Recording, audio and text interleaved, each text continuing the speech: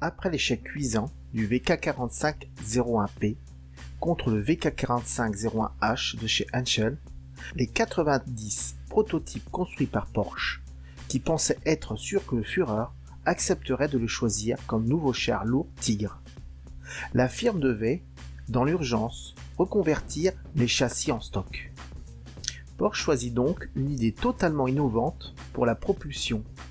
Si chaque chenille était entraînée indépendamment par un moteur électrique, il suffit de varier le courant électrique fourni à chaque moteur électrique pour varier les vitesses de façon continue et modifier la vitesse entre les deux chenilles afin de tourner le véhicule. On peut alors supprimer la boîte de vitesse et le système différentiel très complexe. Il adoptera alors une architecture hybride en série pour son prototype VK45-01P, composé tout d'abord de moteurs électriques Siemens-Schuckert T1495A. Chaque moteur de 230 kW entraîne un côté de chenille. Puis deux moteurs essence V10 15 litres Porsche type 101, refroidissement par air de 310 chevaux, entraînent chacun un générateur électrique Siemens-Schuckert AGV 275-24 de 275 kW.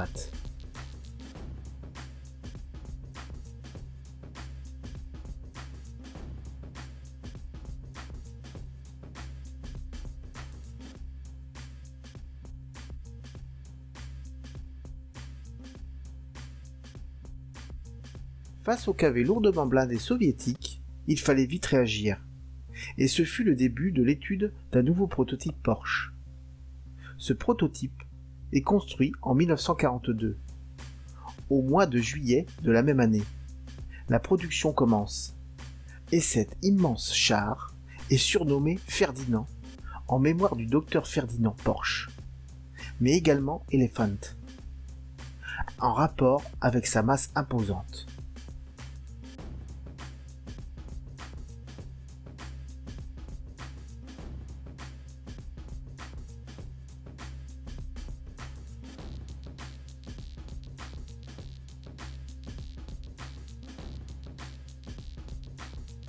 Cet anti-char sera employé sur le front de l'Est et se révèle particulièrement efficace contre les blindés soviétiques. Malgré ses succès, il ne dispose pas à cette époque d'armes de défense rapprochées anti-infanterie et nombreux sont les fantassins soviétiques qui parviennent à détruire des chars, notamment pendant la bataille de Koursk, où les Elephants ont été pour la première fois employés.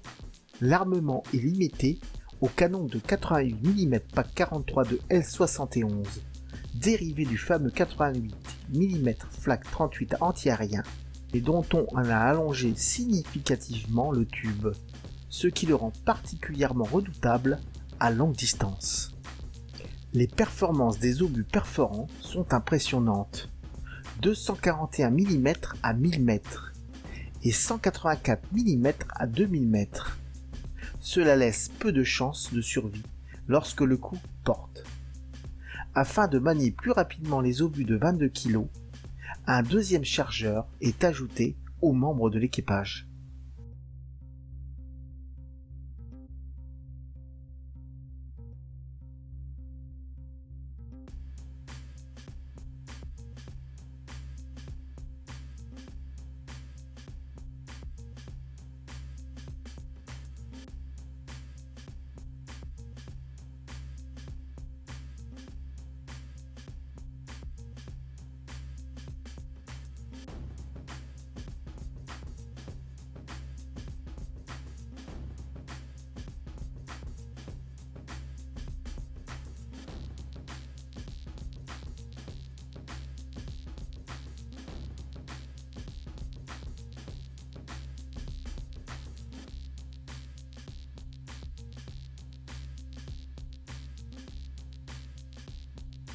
Afin que le Ferdinand puisse encaisser les coups, son blindage initial de 100 mm est porté à 200 mm sur la face avant, les côtés étant blindés à 80 mm. La conception même de ce Panzer préfigure les futurs projets d'engins de plus en plus blindés, mais aussi de plus en plus lourds. Les versions suivantes de ce chasseur de chars seront ainsi dotées de 2 mitrailleuses lourdes MG-34. Toutefois, son prix exorbitant et sa lenteur pousseront l'armée allemande à ne produire qu'une très faible quantité de ce char.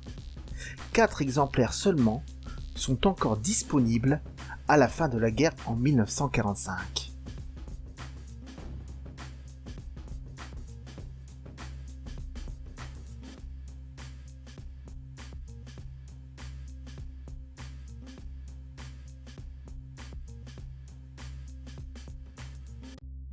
À la fin de l'année 1942, l'Allemagne doit faire face à un manque de moyens économiques et industriels dans la construction des engins blindés, et les ingénieurs militaires allemands reçoivent comme consigne de créer un nouveau chasseur de chars performant mais peu coûteux.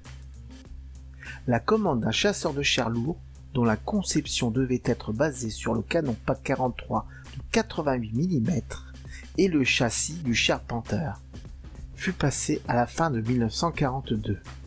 La production commença début 1944, et c'est à ce moment qu'Adolf Hitler lui donna le nom de Jagdpanther.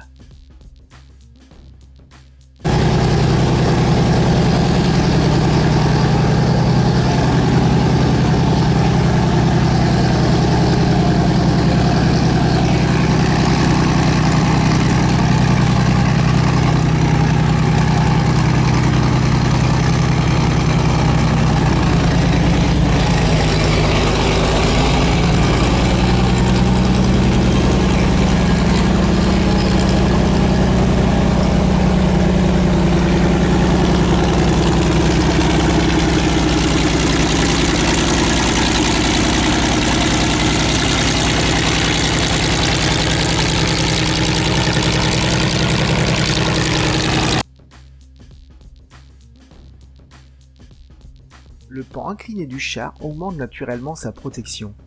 Ainsi, les 80 mm à 35 degrés de la plaque frontale de la superstructure équivalent à 140 mm de blindage vertical, et les 60 mm avant du châssis équivalent à 105 mm de blindage vertical.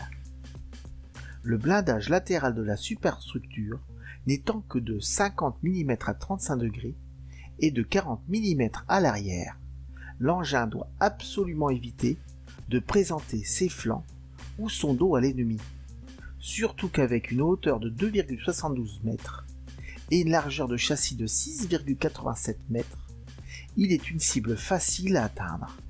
Le Jagdpanther était armé d'une version modifiée du canon anti-char tracté de 88 mm PAC 43, à l'exemple du Hornis ou du Tigre II, d'une mitrailleuse MG-34 à droite sur le bouclier frontal pour la défense rapprochée, et d'un mortier de toit de 90 mm. Son canon de 88 mm, soit un tube de 6,248 mètres, tirait 3 types d'obus anti-char.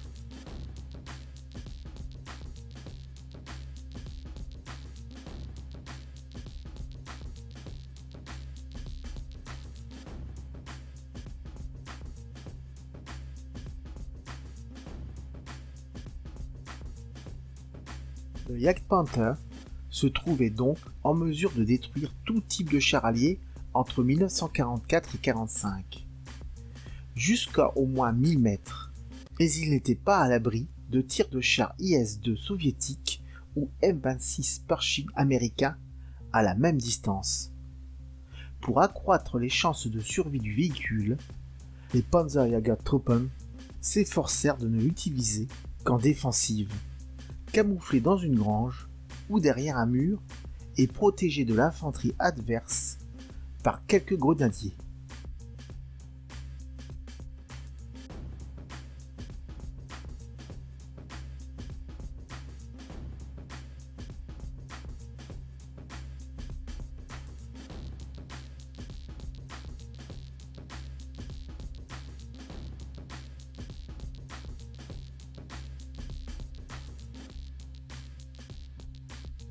Pour faciliter son entretien comme sa manutention, le 88 mm Pak 43.3 doté d'un tube monobloc est remplacé par un tube en deux sections désigné 88 mm Pak 43.4. Cette dernière appellation G1 n'est pas reprise pour toutes les sources, et certaines considèrent que l'arme ne change pas de référence. Le tube en deux parties permet au mécanicien de remplacer le morceau le plus usé, d'où un gain de temps lors de l'entretien. Le Jagdpanther G2 se distingue de son prédécesseur par l'adoption, en décembre 1944, de la plage arrière du Panther 4 AOSF-G. Cette modification permet entre autres d'installer un radiateur destiné à envoyer de l'air chaud dans le compartiment de combat. Les sièges de l'équipage sont aussi redessinés à l'instar des casiers de munitions. D'autres modifications sont apportées vers la fin de la guerre, comme le remplacement des bandages de caoutchouc des galets par des modèles en acier. Le Jagdpanther avait un équipage de 5 hommes, et l'habitacle était suffisamment grand pour loger en plus 60 obus. À la fin de la guerre, on avait prévu la fabrication d'une nouvelle version dotée d'un canon anti-char de 128 mm, bien qu'en réalité, il n'en exista qu'une maquette grandeur nature en bois.